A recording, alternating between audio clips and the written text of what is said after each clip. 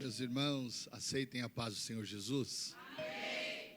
Louvamos a Deus por essa noite tão especial, por esse dia que o Senhor marcou para esta casa, que rompeu todos esses anos debaixo de muita luta, porque todos nós sabemos que nós temos um opositor, e o opositor ele sempre vai se levantar contra a obra. Mas a igreja está debaixo de uma palavra que o próprio Jesus disse que as portas do inferno não vão prevalecer contra ela. Então tudo que a igreja pensar em fazer, que seja para glorificar a Deus, ela vai conseguir fazer. Deus só precisa de alguém disponível. Pergunte para o teu irmão aí, você está disponível? Porque é você que Ele quer usar. Amém? Agradecer mais uma vez pelo convite, a vida do pastor Rogério, todo o seu corpo de obreiros, pastores, todo mundo que trabalha nessa grande obra, que Deus continue preservando a sua vida, a sua saúde, a sua casa, em nome de Jesus. Amém, queridos? Quero dividir um texto com vocês. Abra sua Bíblia comigo. Livro do Gênesis, capítulo de número 35,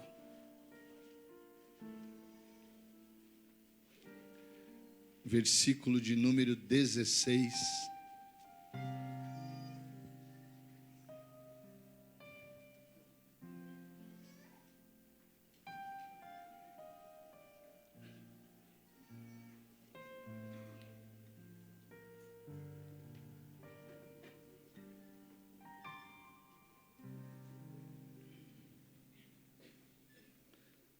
Capítulo 35 do Gênesis, versículo 16, diz o texto: E partiram de Betel, e havia ainda um pequeno espaço de terra para chegarem em Efratá, e deu à luz Raquel, e ela teve trabalho em seu parto. E aconteceu que, tendo ela trabalho em seu parto, lhe disse a parteira: Não temas, porque também este filho terás. E aconteceu que, saindo-se-lhe a alma, porque morreu, ela chamou o seu nome Benoni. Mas seu pai, a saber Jacó, chamou-lhe de Benjamim. Aleluia. E assim morreu Raquel, e foi sepultada no caminho de Efratá, a caminho de Belém. E você diz amém. Amém. Pode se assentar, que Jesus nos deu uma boa palavra nessa noite. Não sou itinerante, sou pastor de igreja. Pastorei uma igreja já há muitos anos lá na Moca. No prédio que estamos, já estamos lá há 21 anos. Amém? Para eu estar aqui hoje é só na guia do Espírito mesmo, porque já fiz um culto hoje de manhã e estou em um culto lá agora à noite. Deixei alguém lá para estar aqui. Viemos de uma maratona, ontem tivemos uma conferência solidária, recebemos a missionária Gabriela Santos, cantora Fernanda Souza e a bispa Bianca Durso, que é pastora da igreja DNA lá de Itu. Então, na verdade, nós estamos ligados desde ontem, direto. Amém? Fomos dormir tarde da noite, acordamos cedo.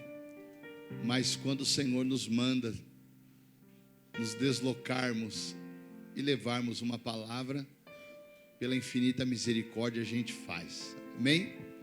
Eu preciso de pelo menos 15 minutos da sua atenção para que a gente possa entender todo o contexto de uma história.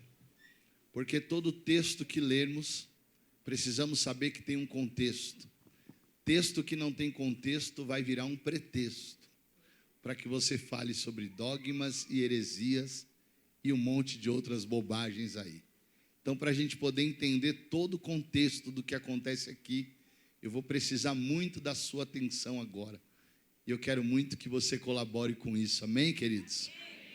A Bíblia vai nos dizer, irmãos, que de Ur dos Caldeus, Deus, ele chama um homem que é conhecido como pai da fé, ou talvez um dos patriarcas, a saber, Abraão.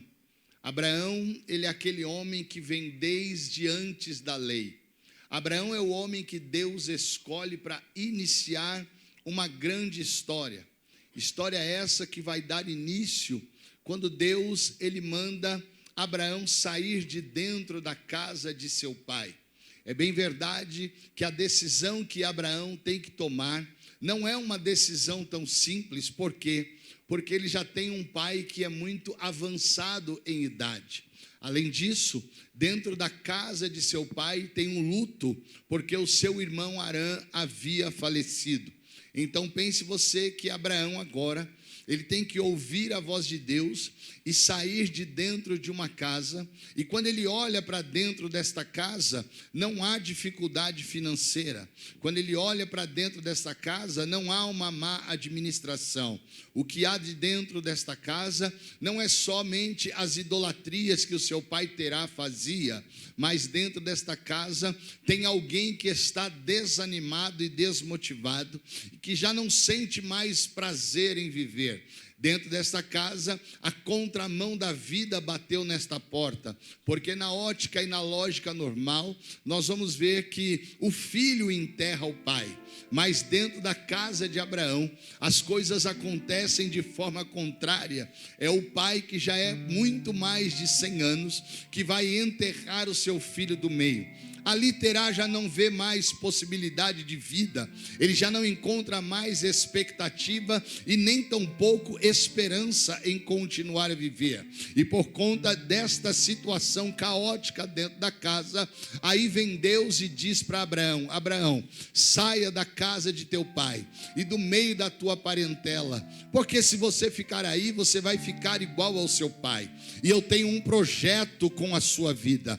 Eu quero colocar você dentro de um grande plano, Abraão.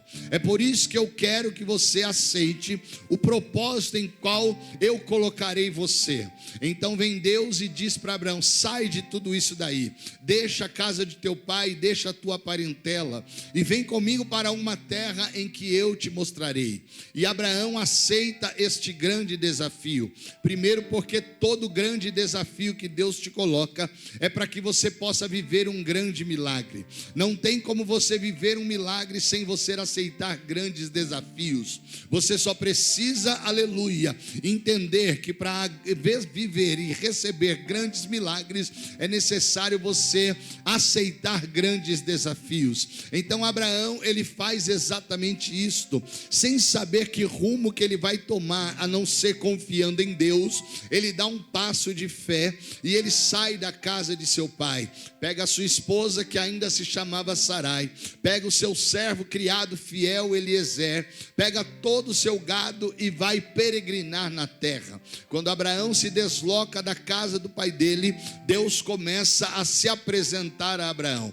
A Bíblia vai dizer que Deus faz uma aliança com Abraão. Escute uma coisa, é sempre bom e importante fazer aliança, porque quando você faz aliança, você literalmente foi muito mais além do que só uma boa amizade. É por isso que nós precisamos entender: Deus chamou Abraão de amigo, mas antes de chamá-lo de amigo, Deus fez uma aliança com Abraão. Quando você faz aliança, ela tem que ser inquebrável. É por isso que em Ageu capítulo de número 2, a seguir Deus vai lembrar o povo que havia tirado eles do Egito por causa de uma aliança, porque Deus, ele não se esquece da aliança que ele fez comigo e com você. E esta aliança, ela não começou agora, ela começa, aleluia, no pai da fé, por nome de Abraão, tudo por causa de um pacto que Deus, ele faz com Abraão. Por conta disso,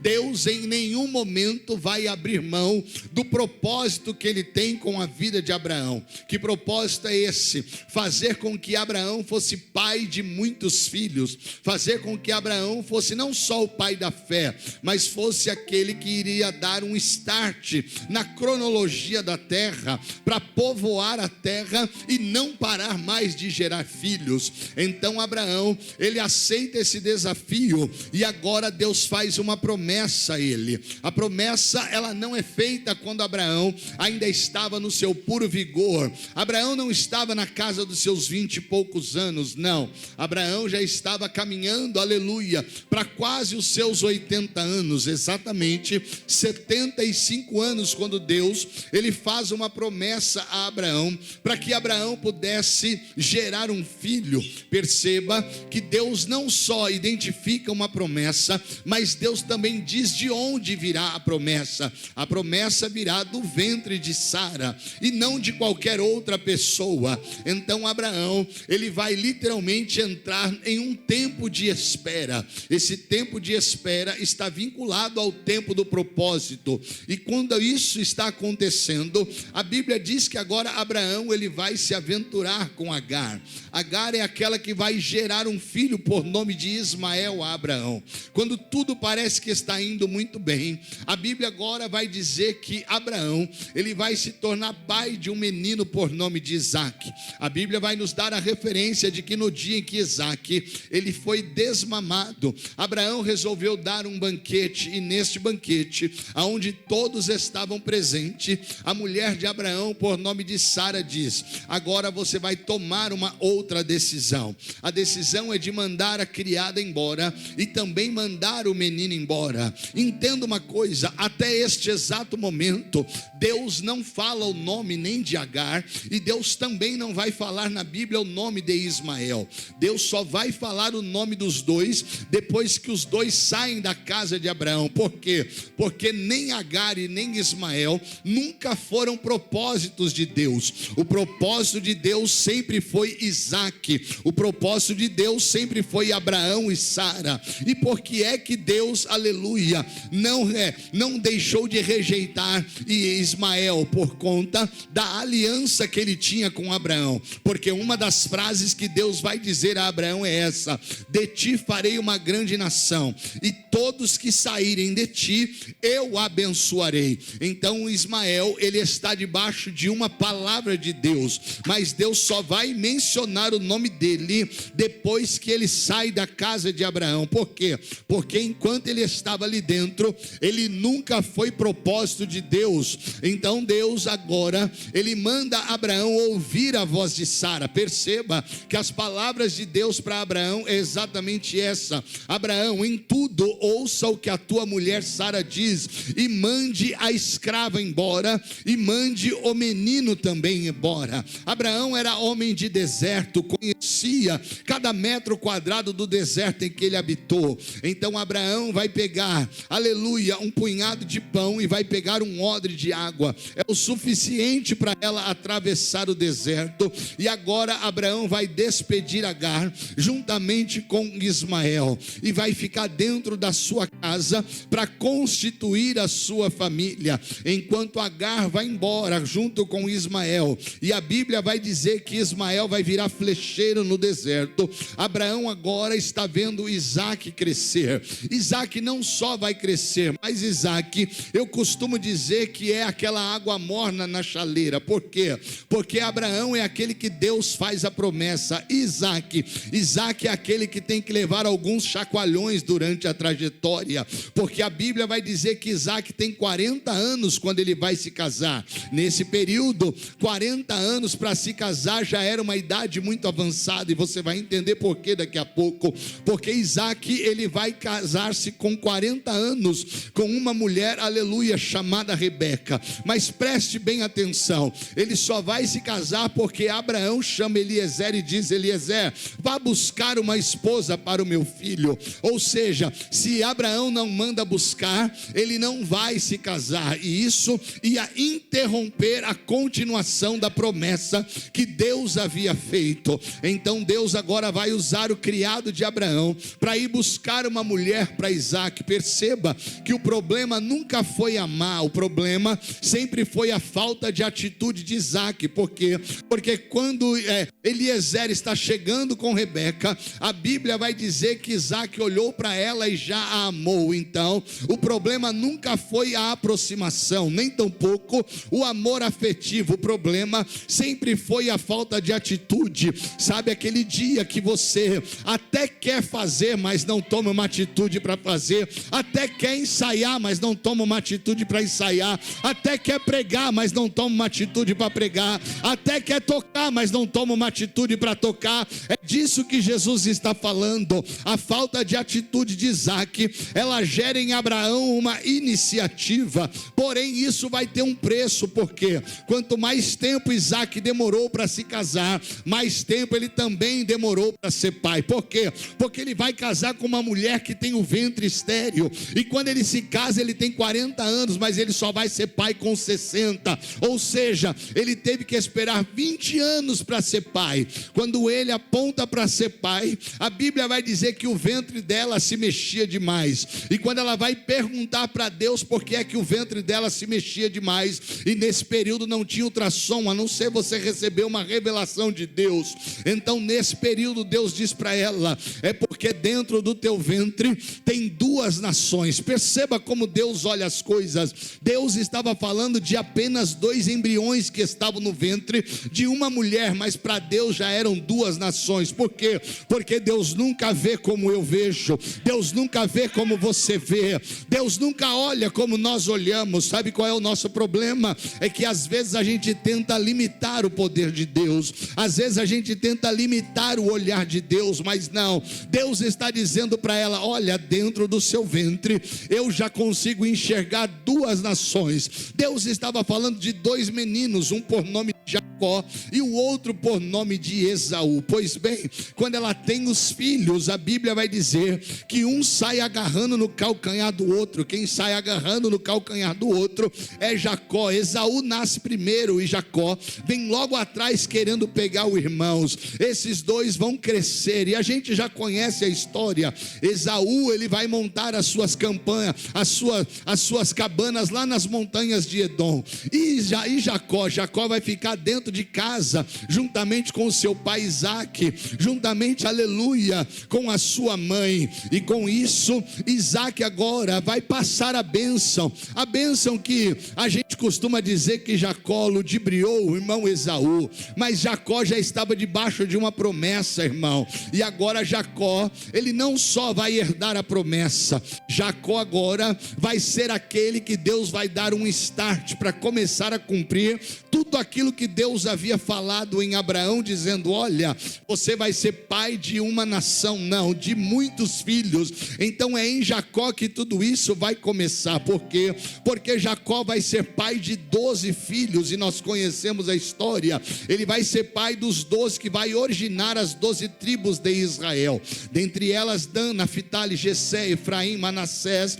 e tantos outros, José, e assim por diante. Esses são os filhos de Jacó que vão originar as 12 tribos de Israel. Mas preste bem atenção, que tem 2 filhos que vai nascer da mulher que Jacó mais amou. Um é José e o outro é Benjamim. José nasce primeiro e Benjamim é o caçula. Pois bem, a Bíblia está dizendo que vai gerar uma dor de parto terrível para Raquel.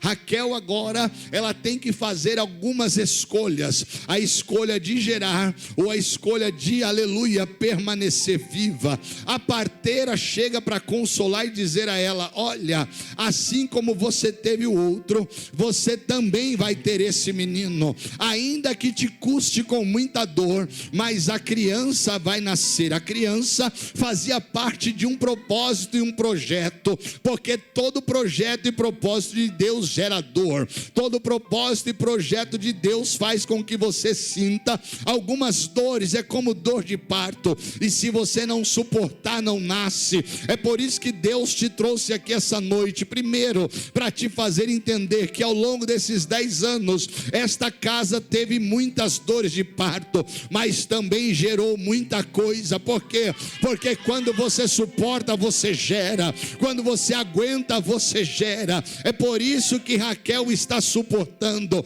porque enquanto ela está passando a dor, ela está gerando. Mas olha que interessante, a Bíblia está dizendo que ela dá o nome do filho de Benoni. Benoni significa aquele que me causou a morte. Mas preste bem atenção, porque logo na sequência o texto diz que tem um ponto e uma vírgula. É Jacó que entra em cena. Por quê? Porque todo aquele que tem um propósito de Deus, Deus não deixa morrer. Todo aquele que tem um plano com Deus, Deus não deixa morrer. Esse ponto e vírgula significa uma intervenção do Pai, aonde alguém está vendo morte. Deixa eu liberar uma palavra de Deus para a tua vida nesta noite. Haverá um ponto e uma vírgula na tua história aqui hoje, porque se você entrou nesta casa achando que está tudo acabado, Deus me trouxe de lá da zona sul de São Paulo para dizer para alguém aqui: isto não é o fim, tem um ponto e uma vírgula para eu continuar a história na tua vida. Não é o fim. Deus te diz nesta noite: eu vou continuar a tua história. E a Bíblia vai dizer, irmãos, que agora Jacó diz: não vai chamar Benoni, não vai chamar morte, mas vai chamar Benjamim, o filho da esperança. E ele pega o menino e vai criar o menino e vai sair dali. E a Bíblia diz que o destino é Belém. Escute isso, porque eles vão sair dali e eles vão peregrinar para Belém, vão montar as suas tendas na cidade de Belém. E agora eu começo a minha história, porque dentre os filhos de Jacó tem um que é conhecido como Judá, e é dele que virá o leão da tribo de Judá. É dele que virá o rei dos reis e senhor dos senhores. É da tribo dele que virá o salvador do mundo. Muitas gerações vão se passar. O Egito vai se levantar como uma nação poderosa, vai escravizar o povo de Deus. Depois de 430 anos, a Bíblia vai dizer que Deus levanta um homem por nome de Moisés para libertar aquilo que era dele, o povo que estava cativo no Egito. Êxodo capítulo de número 3, Deus vai se apresentar na montanha do Sinai a Moisés e vai dizer: olha, Moisés, eu tenho visto atentamente a aflição do meu povo e também sei o que estão causando com eles, portanto eu desci para livrá-lo. Perceba que tem guerra que Deus não manda anjo, Deus não manda arcanjo, Deus não manda querubim, nem tampouco serafim. Tem guerra que é o próprio Deus que desce para resolver. Êxodo capítulo 3 vai dizer Deus que ele mesmo resolveu descer, ou seja, a guerra não era e nem envolvia anjo, a guerra envolvia o próprio Deus. E Deus agora, ele levanta Moisés para tirar aproximadamente 2,5 milhões de pessoas da terra da aflição, conhecida como a terra do Egito. O Egito agora nunca mais será o mesmo, porque o povo vai sair de lá e vai peregrinar por 40 anos até a terra de Canaã. Canaã. Terra esta que é a terra prometida. Vão entrar na terra de Canaã. Ali já é liderado por Josué. Josué, no seu capítulo 1, vai ter um encontro com Deus. Por quê? Porque Moisés sobe o Monte Nebo e dele ele não vai descer mais. Quando Moisés está no Monte Nebo, Josué está no pé da montanha orando. E quando, aleluia, ele entra dentro da tenda, Deus entra junto dizendo: Josué, não pasme nem te espantes por causa dessa multidão. Assim como eu andei com Moisés, eu também vou andar contigo. Não te deixarei nem te desampararei. Deus começa a demarcar o território geográfico e vai dizendo: olha, desde o poente do sol até o grande rio, o rio Eufrates, eu te dei essa terra e ninguém poderá te resistir todos os dias da sua vida. Somente te esforça e tem bom ânimo, porque tu farás a este povo herdar a terra ao qual eu jurei ao meu pai Abraão. Então entenda que Deus estava falando de uma promessa. Enquanto isso o povo vinha crescendo. Josué agora vai entrar, aleluia, na terra prometida, vai derrubar as muralhas de Jericó, vai conquistar a cidade de Ai, e Josué agora vai entrar na terra de Canaã. A terra de Canaã que tinha os heteus, os jebuseus, os cananeus, os heveus, os amalequitas, os filhos de Anak. Todos esses vão ser derrotados pelas mãos de Josué. Sabe qual é o problema de Josué? O problema de Josué é que no seu capítulo de número 13, verso 1, a Bíblia vai dizer que Deus agora chama Josué para um particular, e Deus vai dizer assim para Josué: Josué, e ele diz: sim, Senhor. Aí Deus diz assim: você já está velho, avançado em dias, perto de morrer, e ainda ficou muita terra para conquistar. Ou seja, Deus demarcou um espaço geográfico, e Deus não erra na medida. Se Deus está dizendo: vou te dar uma casa de 100 metros quadrados, ela não vai ter 102, não vai ter 99, ela vai ter 100. Por quê? Porque Deus não erra na medida. Então quando Deus desenha o espaço geográfico em Josué capítulo 1, lá no capítulo 13, Deus vai dizer para Josué: olha, Josué, ainda ficou muita terra para conquistar. Lembra que eu disse para você que eu não ia deixar ninguém na tua frente te resistir? Lembra que eu disse para você que eu ia ser com você? Lembra que eu disse que eu ia derrotar os teus inimigos? Lembro. Então Deus não falhou na missão. Quem falhou foi Josué. Por quê? Porque em algum momento Josué parou, em algum momento Josué desanimou, em algum momento Josué estacionou. A palavra para a tua vida é essa: se você tem uma palavra de Deus, não pare. Se você tem uma palavra de Deus, não desanima. Se você tem uma palavra de Deus, permaneça e continue. Por quê? Porque enquanto você continuar, Deus te dá condição. Enquanto você continuar, Deus persevera com você. Enquanto você continuar, Deus abre mar, Deus abre caminho, por causa da palavra dele. É isso que vai acontecer. Mas sabe qual é o problema de Josué? Josué não preparou nenhum líder, nenhum sucessor. E quando não prepara sucessor, Deus tem que mudar o tempo. Mudar o tempo, Deus agora tem que implantar um novo sistema. É o sistema do livro, aleluia, dos reis de Israel. Passado esse período, vai entrar o período dos juízes de Israel. Com tudo isso, meu irmão e minha irmã, entenda que o tempo vai se passando, a Bíblia vai ganhando evolução diante de tudo isso. E quando nós chegamos em um tempo em que já não há mais o que fazer, por quê? Porque Deus enviou, aleluia, Abraão, Deus enviou Isaac, Deus enviou Jacó, Deus também honrou José, fez dele governador do Egito. Deus levanta Moisés, Deus levanta Josué, Deus vai levantar, aleluia, os juízes, Deus vai levantar Gideão, Deus vai levantar Sansão, Deus vai levantar Débora,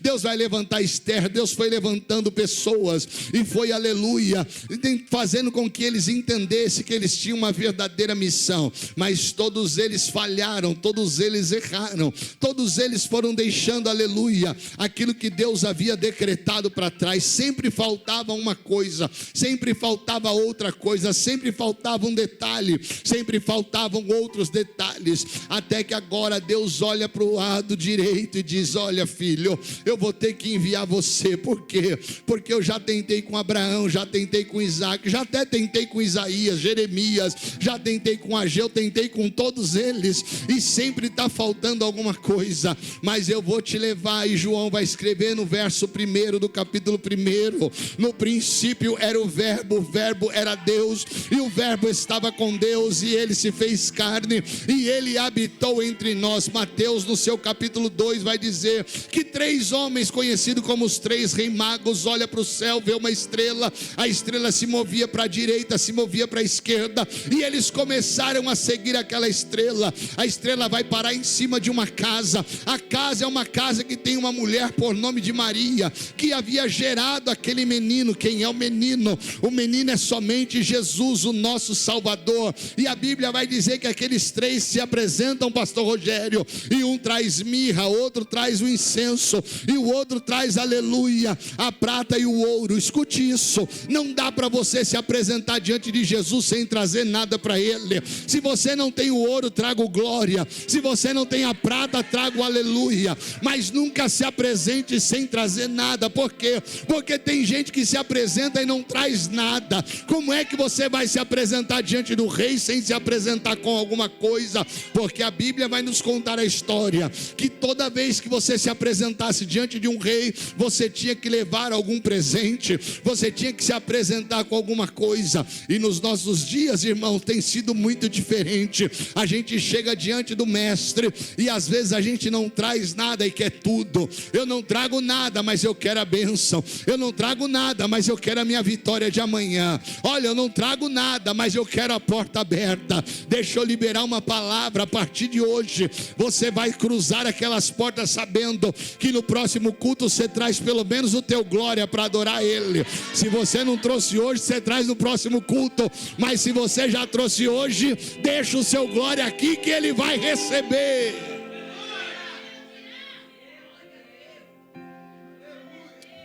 Só que o tempo é de Herodes, porque toda vez que Deus vai explodir com um grande projeto, também tem um grande perseguidor.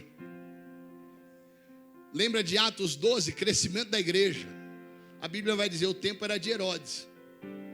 Então toda vez que Deus tem um grande projeto na sua vida, tem alguém grande para se levantar.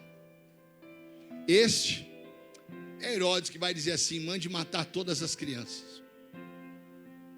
Interessante é que Jesus agora, ainda pequeno, tendo que ser carregado por Maria e por José, a Bíblia diz que Deus vai falar com José e diz assim, José, saia daí e foge para o Egito.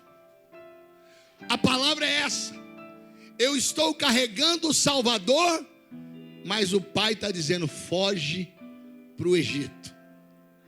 E olha só o que o anjo vai dizer a ele, e fique lá até que eu lhe diga. Esse até que está ligado a tempo. A questão é que às vezes eu chego para onde Deus me mandou ir, e eu vejo que o lugar é desconfortável, eu piso lá e já digo, Senhor, me tira daqui. Mas Ele disse, até que. Esse até que não depende da minha decisão. Esse até que é Deus dizendo assim, ó, o único que vai mandar você sair de lá sou eu. Esse é o problema do até que. O até que é quando Deus diz assim, Abraão, do ventre de Sara vai sair o teu filho. Não é de outra, é de Sara.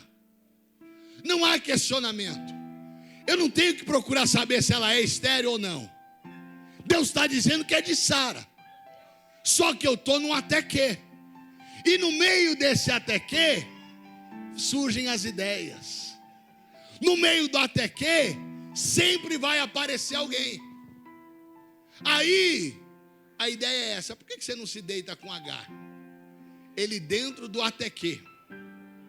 É igual o anjo disse para José, José, você permaneça lá no Egito até que eu lhe diga. Então preste atenção. Quantas vezes José quis sair do Egito e não pôde porque Deus disse, fique lá. Quantas vezes deve ter aparecido alguém dizendo, você vai ficar aí? E ele disse, preciso ficar aqui até que Deus apareça para mim e mande eu sair daqui. Qual é o problema? É que no meio dessa espera do até que, às vezes eu quero tomar decisões por mim mesmo. E por eu tomar decisões por mim mesmo, não são decisões que Deus vai tomar para mim. Então José tem que obedecer. Por quê? Porque o que ele está carregando é precioso.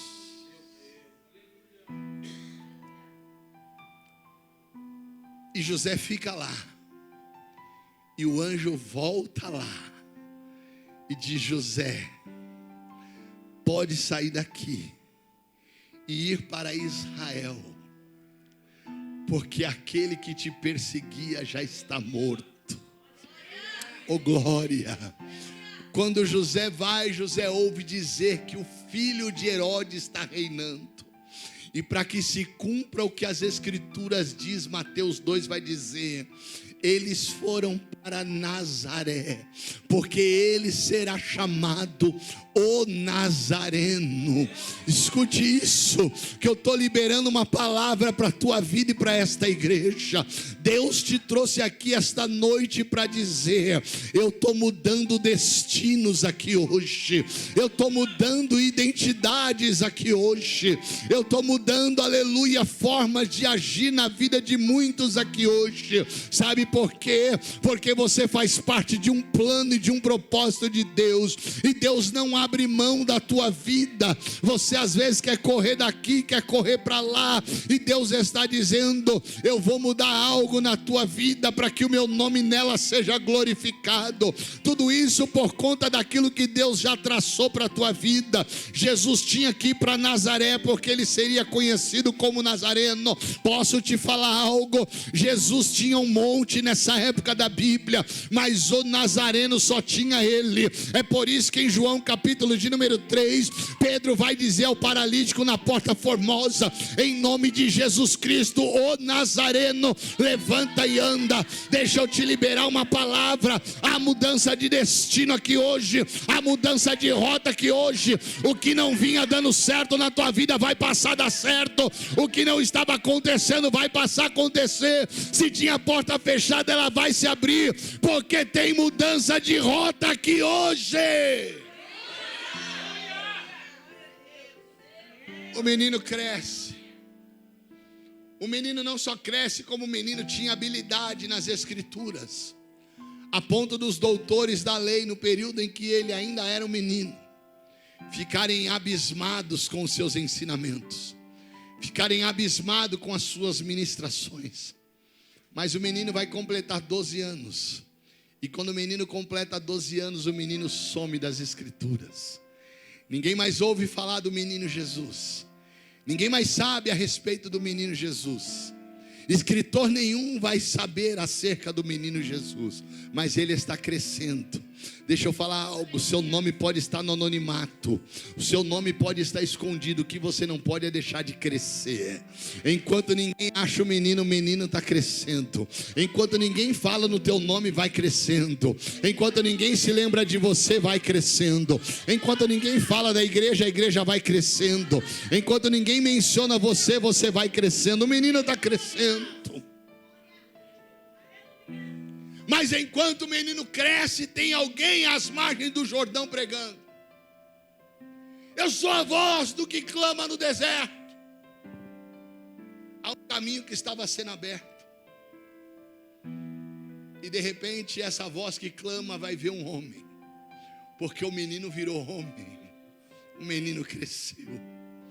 E o menino de 12 agora tem 30, e ele vem descer no Jordão.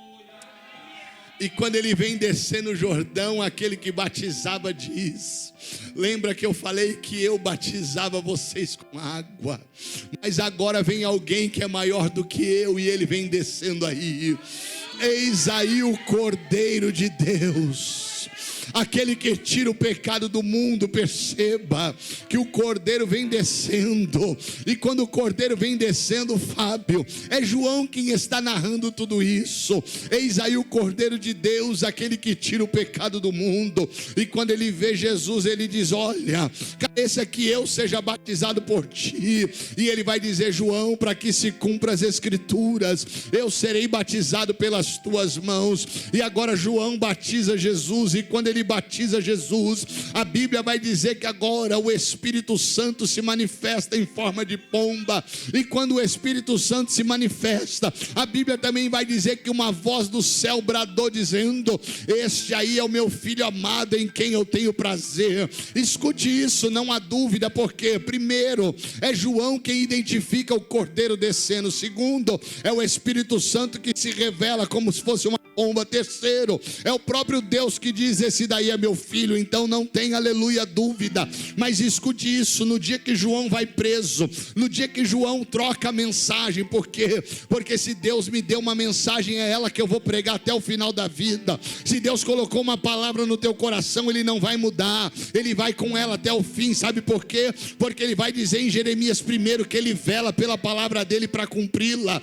Então quando João Batista muda a mensagem, ele vai lá para, aleluia, para o castelo, ele vai para o palácio, ele sai do deserto e vai para o palácio. Deus nunca mandou ele ir para palácio, mas quando ele vai para palácio, ele perde a cabeça, porque ele mudou a mensagem. A mensagem que você prega no deserto, ela não é igual pregar no palácio. E quando ele chegou no palácio, ele pregou o que o rei queria ouvir e não o que Deus queria falar. Escute isso, irmão: a palavra que Deus colocar na tua boca e confiar na tua boca, entrega na íntegra do jeito que Deus mandou. Por quê? Porque se você ficar mudando o discurso que Deus mandou você ministrar, o preço é alto, irmão. Então chega lá no palácio, João agora, ele já não prega mais o que pregava no deserto, e por conta disso, ele vai perder a sua cabeça. Mas escute isso: enquanto ele está preso para perder a cabeça, a Bíblia diz que ele manda 2 discípulos, pastor Rogério, e os 2 discípulos que ele manda é para saber se era Jesus mesmo ou se deveria esperar em outro. Escute isso: é ele quem identifica Jesus descendo como cordeiro, é ele quem ouve a voz de Deus dizendo: esse daí é meu filho, é ele que vê o Espírito Santo como uma pomba se manifestando. E qual é a dúvida agora? Só porque eu estou preso, só porque eu estou num mau momento, só porque eu estou desempregado, só porque o pastor não deixa eu cantar, só porque, aleluia, eu agora não estou mais em evidência? Qual é a dúvida que você tem daquilo que ele falou para você? Só porque você não está numa fase boa da sua vida, agora começa a entrar dúvida: será que foi ele que falou mesmo? Será que foi ele que disse que a porta vai abrir? Será que ele disse que a honra é minha mesmo? Porque naquele dia ele falou, mas as coisas não acontecem. Deixa eu te falar uma verdade: a palavra de Deus não faz curva, é uma só.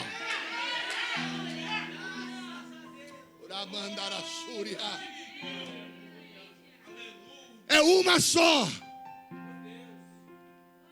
E João está em dúvida. Aí quando chegam os mensageiros, os discípulos, para Jesus, dizendo: mestre, João mandou perguntar se é o Senhor mesmo, ou se devemos esperar por outro. Sabe o que Jesus respondeu? Eles estão esperando Jesus dizer assim: vamos até lá que eu vou provar para ele que eu sou eu mesmo. Sabe qual é o problema? Você ficar esperando Jesus em casa, sendo que ele não vai, só mandou uma palavra. Porque ele disse assim: diga lá para João que os cegos estão vendo, que os mortos estão ressuscitando, que os surdos estão ouvindo, o evangelho tem sido pregado aos pobres. Diga isso para João. João está esperando o primo Jesus ir lá. E chegam os discípulos: ué, ele não vem não? Pastor não vem não? Bispo não vem não? Não. Por quê? Porque tem gente ressuscitando. A obra nunca vai ser menos importante do que nós. Jesus estava dizendo para João: João, eu estou continuando, não dá tempo de eu ir aí, porque a obra exige isso da gente. João morre sem receber a visita de Jesus. Está dando para entender ou não? Quando a morte de João é anunciada, Jesus se entristece, entra num barco, atravessa para o outro lado. Chega do outro lado, Jesus quer ficar sozinho, mas a Bíblia diz que chega uma multidão. Quando chega uma multidão, ele começa a ministrar, ele começa a curar, ele começa a libertar. E as horas vão passando, e as horas vão passando, e as horas vão passando. A gente chega no texto da ministração da oferta, porque as horas vão passando, e as horas vão passando. Aí chegam os discípulos e dizem assim: mestre, já está tarde, manda essa gente embora, para que eles ainda encontrem comida. Aí Jesus olha para eles e diz assim: Quanto tem aí de pão? Ah, mestre, deixa eu contar. O que a gente tem aqui não dá não. Aí, ó. Só temos 200 denários, não dá para alimentar toda essa gente. Aí Jesus assim, manda sentar.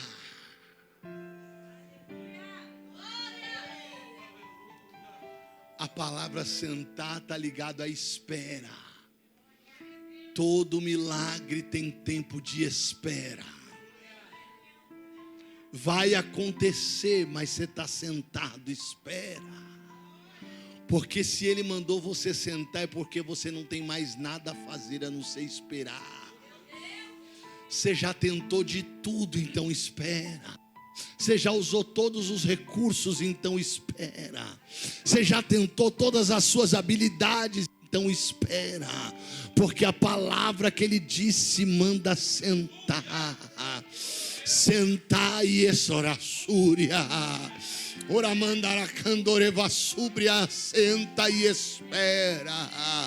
Não é para ficar correndo agitado de um lado e para o outro, porque as coisas não estão acontecendo. Você já não tentou de tudo, então senta e espera. Você já não pode fazer mais nada, senta e espera.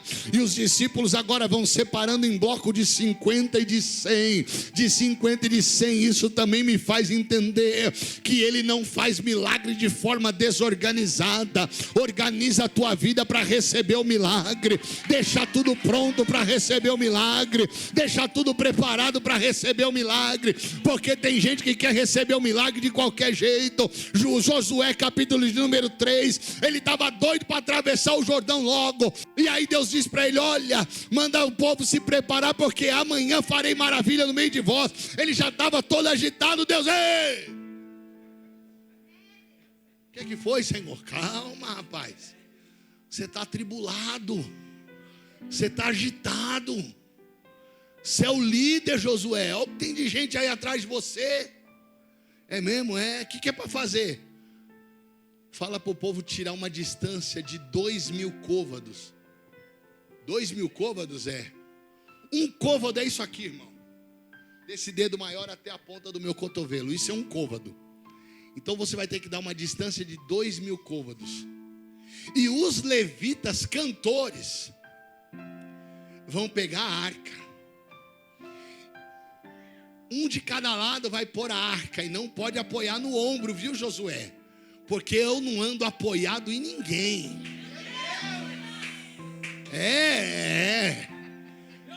Você dá uma distância de 1 palmo do ombro. Então é aqui, ó. Mas, Senhor, é difícil, claro que é difícil. Está achando que carregar Jesus é fácil, irmão? Não é não. E ó, deixa eu te falar como é que marcha. Porque não é andando de qualquer jeito para ficar, não. Não, como é que você quer ter Jesus andando de qualquer jeito? Eu vou te ensinar, Josué. O compasso é esse aqui, ó. É assim que é para andar, é assim que é para ensinar o povo a andar. Ah, então tá bom. Quando eles pisarem a planta dos pés no Jordão, deixa comigo que o resto eu faço. Então perceba que tem uma ordem de organização. O problema nunca foi Deus operar o milagre. O problema sempre foi o povo se organizar para viver o milagre. Por quê? Deus vai tirar do Egito mais de 2 milhões de pessoas. Sim ou não? Como é que você sai com 2 milhões de pessoas, com carruagem, com ouro, com prata, com comida, com mantimento, com sacola, com um monte de pertences, com mulher grávida, com mulher tendo bebê, com idoso, com cadeirante? Como é que você sai? Se não for de forma organizada. Vocês estão achando que Deus mandou sair e saiu todo mundo feito um tiro? Não, de jeito nenhum. Então Deus está dizendo assim, ó: não tenho o que fazer, senta e espera. Porque enquanto está todo mundo sentado e esperando, o pão está passando na mão dele. Está dando para entender? Você não está vendo nada. Por quê? Porque às vezes você não está sentado no pelotão da frente. Às vezes você está sentado lá no pelotão do fim. E você está querendo saber o que está acontecendo lá. Você até quer levantar um bocadinho para falar: o que está acontecendo aí, irmão? Me conta. Senta e espera. Sossega. Vai terminar tudo bem. Vai acabar tudo bem. Põe paz no teu coração. Só que ao mesmo tempo que Jesus ia operando milagre, Jesus ele ia dizendo assim para os discípulos: está chegando a hora em que vocês não estarão mais comigo aqui. Porque tudo que Jesus vai fazer, Ele nos prepara antes. E Jesus sempre foi avisando os discípulos. Mas os discípulos, vivendo aquela realidade, achavam que nunca isso ia acontecer. Por quê? Porque tem hora que eu só quero ver Deus como super-homem e não quero vê-lo como Salvador. Mas Jesus está preparando tudo para que os discípulos entendessem que Ele não estaria mais ali, mas que chegaria o representante. E Jesus está dizendo assim: eu vou passar pela morte de cruz. É necessário eu passar pela morte de cruz. E os discípulos não estão entendendo. E as coisas ao mesmo tempo elas vão acontecendo.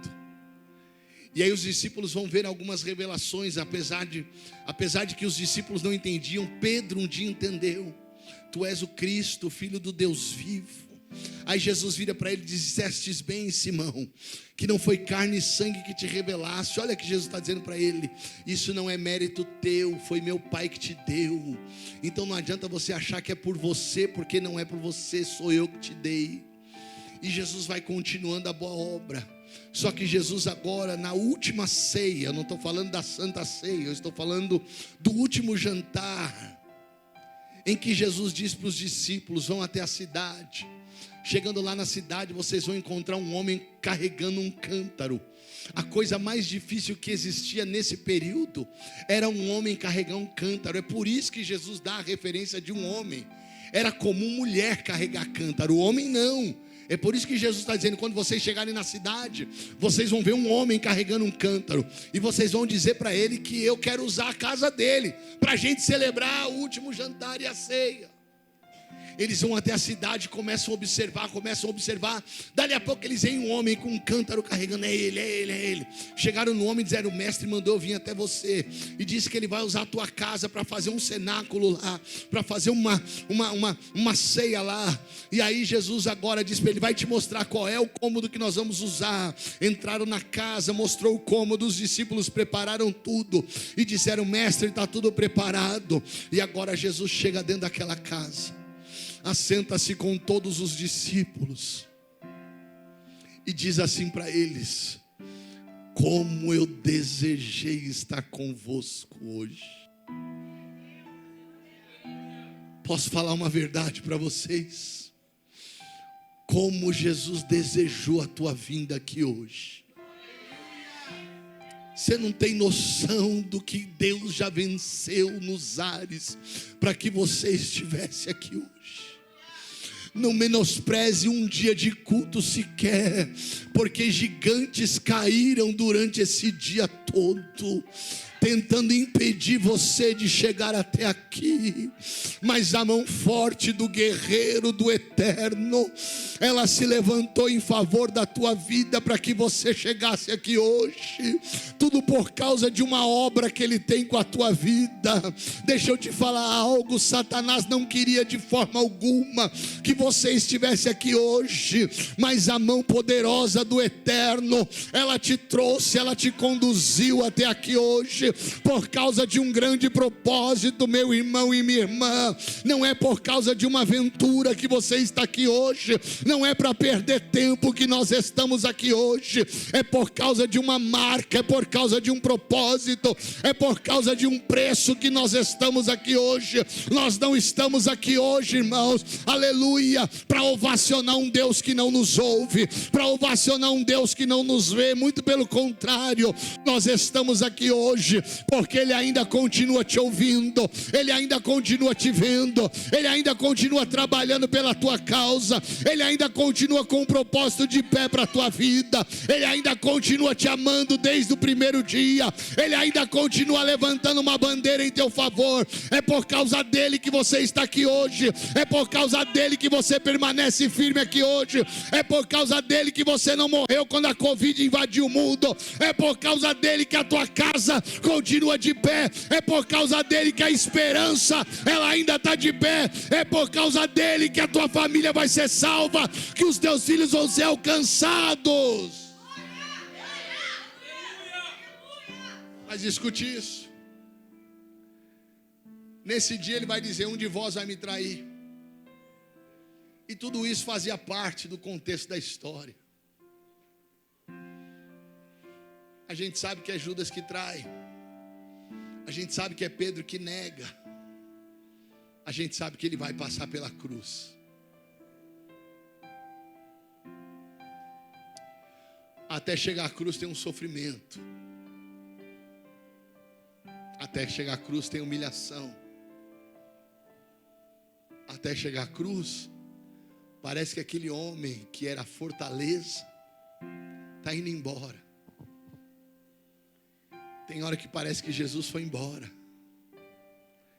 tem hora que parece que o céu está de bronze, tem hora que parece que o silêncio toma conta de uma tal forma que a gente fala: Deus, o Senhor não está mais aí.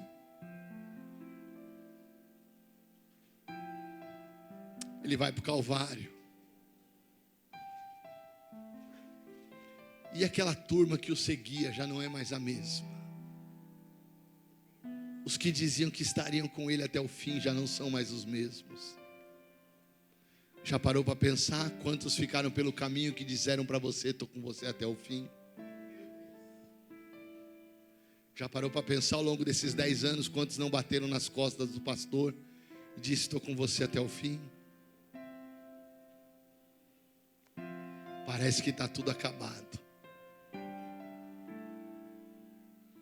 Às 3 da tarde ele já não suporta mais, e ele morre. Parece que a esperança foi embora, parece que as promessas ficaram enterradas. Tanto parecia que a Bíblia vai dizer que Maria Madalena, Maria Salomé e Maria, mãe de Tiago, foram até a cidade comprar especiarias para ungir o corpo dele. Isso é uma prática. Elas estão indo lá para comprar unguento para ungir um corpo de um defunto. Então nem elas acreditavam mais. Quando elas estão voltando, há uma preocupação no coração delas, e essa preocupação ecoa na boca dizendo: quando nós chegarmos lá, quem é que vai remover a pedra? Quando elas chegam lá, já não há mais guarda na porta. Quando elas chegam lá, já não há mais pedra. Quando elas chegam dentro do sepulcro, há um varão que está sentado sobre a pedra. E elas vão ouvir dele: a quem procurais? A Jesus o Nazareno? Ele não está aqui. Ele ressuscitou. Vocês estão procurando ele no lugar errado, porque antes dele morrer ele disse para vocês: vão para Galileia, porque lá vocês me verão. Perceba que Jesus já tinha dito: vão para Galileia, porque vocês vão me ver lá. Mas elas foram procurar Jesus no sepulcro. Deixa eu te falar uma coisa: para de procurar Jesus no sepulcro, porque Ele está vivo. Sepulcro é lugar de morto. Tem gente que vai procurar Jesus no sepulcro. Tem gente que trata Jesus como se Ele ainda estivesse morto, mas Ele está vivo, ardendo em chamas. Ele está vivo e Ele, aleluia, é quem está conduzindo a tua vida para um grande propósito que Ele começou lá atrás na tua vida, na tua casa, no meio da tua parentela. dela. Deixa eu liberar uma palavra para você que está desamparado, achando que as coisas não vão mais acontecer. O mestre te trouxe aqui hoje para confirmar e testificar no teu coração: eu ainda sou o mesmo, eu ainda, aleluia, estou vivo. A palavra que eu liberei para a tua vida um dia, ela não caiu por terra, ela permanece a mesma. Pode ficar tranquilo, porque aquilo que ainda não se cumpriu vai se cumprir, porque a minha palavra, ela é a mesma de outrora. Aquilo que eu falei um dia para a tua vida vai acontecer, aquilo que eu falei um dia para a tua casa vai acontecer, aquilo que eu falei acerca da tua família vai acontecer. Se eu disse que eu vou restaurar, eu vou restaurar. Se eu vou curar, eu vou curar. Se eu vou abrir, eu vou abrir. Ele não está aqui. Maria, mãe de Tiago, e Maria Salomé sai correndo. E a Maria Madalena, ela vai atrás do sepulcro. E atrás do sepulcro tinha um jardim. Ela vê um homem e ela acha que é um jardineiro. Ela vai perguntar para ele: onde é que você pôs o corpo do mestre? E ele não fala nada. Ela está tão desesperada que ela vira as costas e sai correndo. E ele vai dizer: Maria, ele ainda sabe o teu nome. Ele ainda te chama pelo teu nome, porque ele te conhece. Ele não vai dizer: ô Psyu, vem aqui, você aí, vem aqui. Não, com a gente ele trata pelo nome. Sabe por quê? Porque o tempo pode passar, mas ele não se esquece de você. Ele não se esquece de mim. Está dando para você entender que você não está aqui porque o bispo veio pregar. Você não está aqui por causa de 10 anos de igreja. Isso é só um pretexto. Nós estamos aqui por causa dele. Nem tampouco por causa dos milagres, mas é por ele que você está aqui.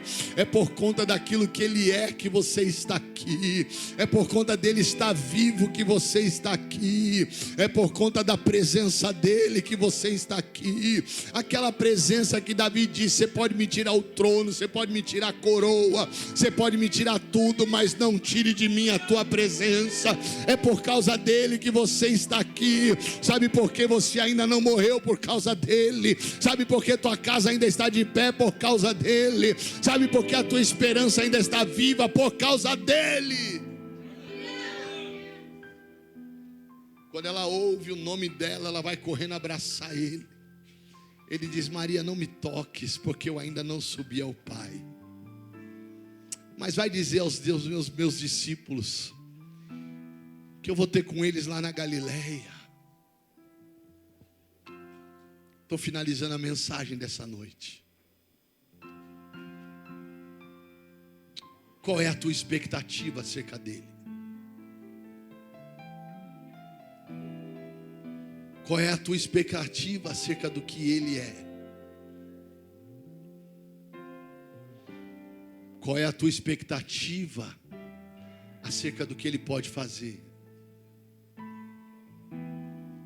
Quando olhamos para um tema como esse, temos que entender que o nosso objetivo de estar aqui hoje não é pelo que ele nos deu, nem tampouco pelo que ele vai nos dar. Porque uma vez ele dizendo: está feito.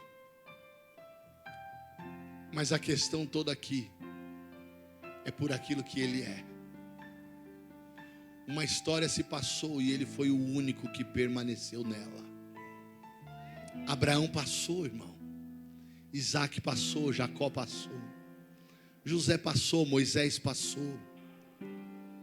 Passou Esther, passou Débora, passou Sansão, passou Samuel. Passou Saul, passou Davi. E Jesus não passou.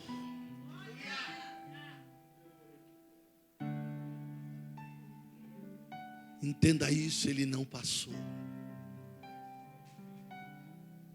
É por isso que nós estamos aqui essa noite. As promessas, por ele não ter passado, permanecem as mesmas. Porque é ele quem vai dizer: eu sou o mesmo ontem, eu sou o mesmo hoje, eu sou o mesmo.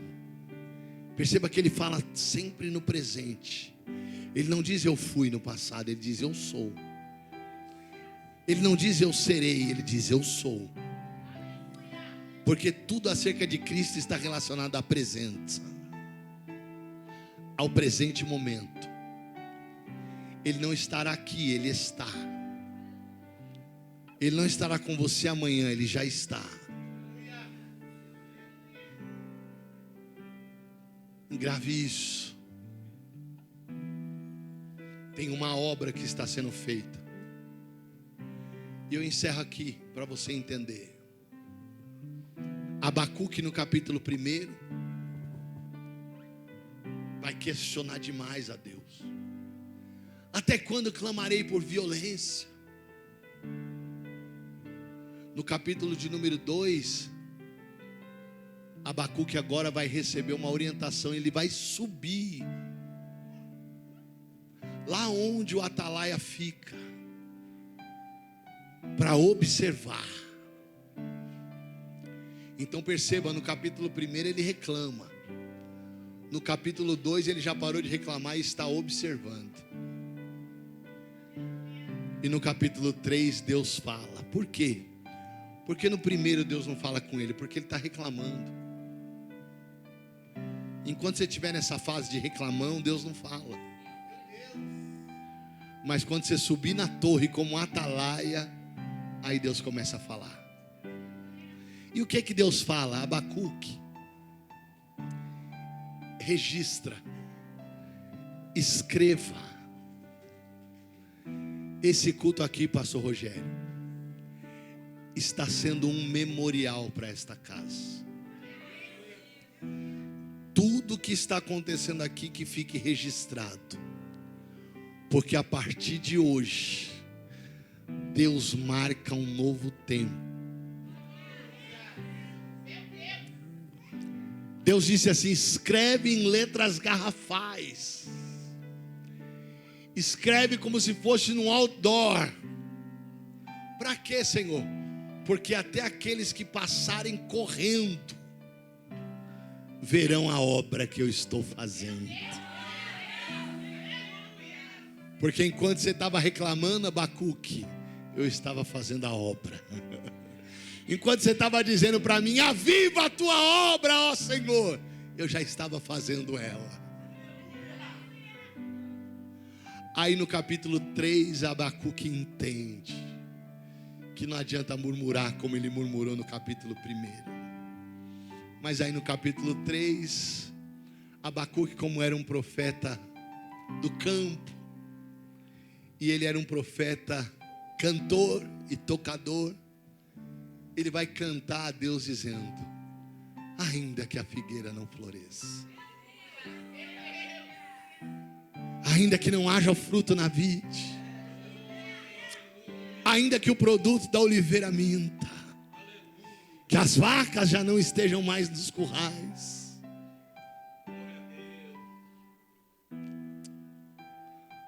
todavia. Sabe por que ele diz ainda que a figueira não floresça? Porque em uma figueira, as flores para um camponês é mais importante do que o fruto. Abacuque trabalhava na agricultura. Quando ele chegava cansado, o maior prazer dele era ficar cantando embaixo das folhas da figueira. É por isso que ele vai dizer: ainda que a figueira não floresça. Ele não está falando de fruto. Ele está dizendo assim: ainda que me falte o descanso, ainda que me falte o dia do repouso, ainda que eu chegue procurando o descanso e não o tenha, ainda que eu olhe para o campo e não veja mais as vacas, ainda que o produto da oliveira me engane, eu achando que era a hora de eu colhê-los e não tem, todavia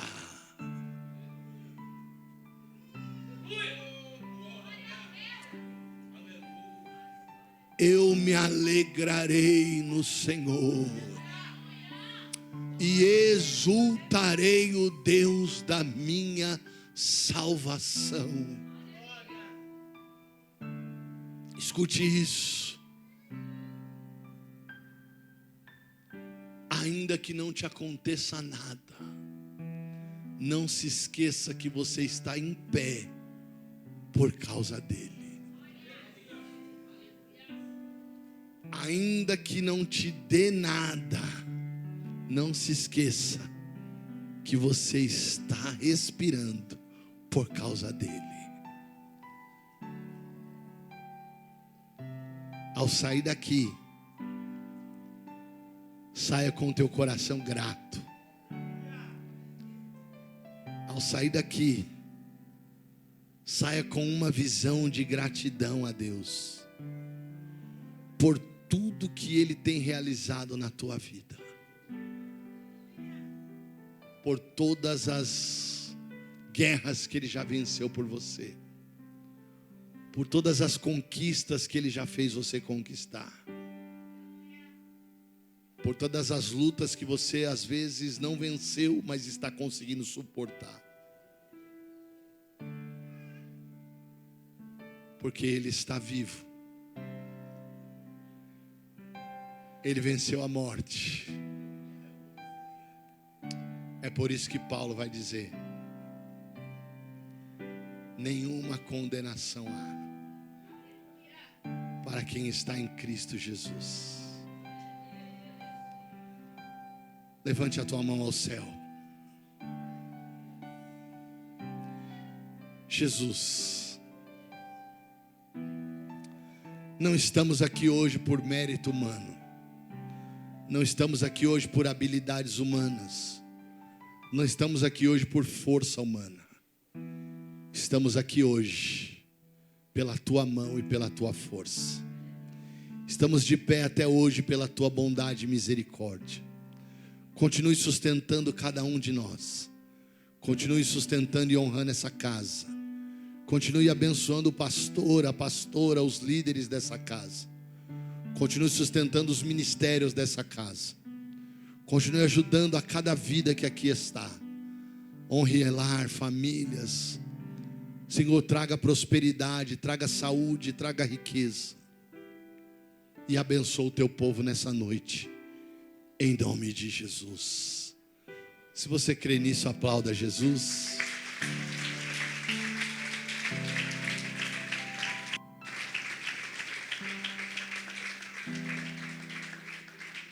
Que Deus abençoe vocês, gente. Que Deus a cada dia possa ser glorificado através da vida de vocês. Muito obrigado por essa noite, pastor Rogério. Muito obrigado a quem nos lançou o convite, nos confiou essa tribuna. Eu glorifico demais a Deus por estar aqui hoje, amém? Que Deus em Cristo possa vos abençoar. Deus abençoe, pastor, em nome de Jesus.